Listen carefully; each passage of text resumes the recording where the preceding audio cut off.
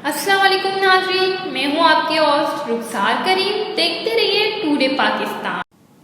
बलूचिस्तान लावारिस नहीं है और ना ही बराए फरोख्ते। बलूचिस्तान के वसाइल कर्जों के लिए नहीं है, हमारे ही वसाइल हमारे लिए मसाइल पैदा कर रहे हैं। बलूचिस्तान के गैस से पूरा मुल्क फायदा उठा रहा है, मगर बलूचिस्तान को इसका 10% भी मुयस्सर नहीं।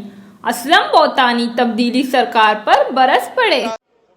मैं ये कह रहा हूं कि क्यों बलूचिस्तान के ही वसाइल हैं कर्जा उतारने के लिए, इस पे मेरा एतराज है। उस तरफ तो वो आ ही नहीं रहे।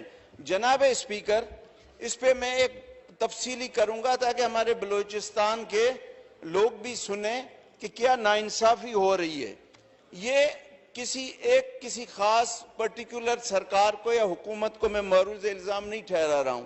ये एक जनरल जो पॉलिसी है नेशनल लेवल पे, उससे हमें इख्तिलाफ है। जनाब स्पीकर, दुनिया में जहां भी वसाइल जिस मुल्क में होते हैं, जिस खिते में होते हैं, वो मुल्क तस्वुर ये होता है कि वो तरक्की करेगा, वहां खुशहाली आएगी।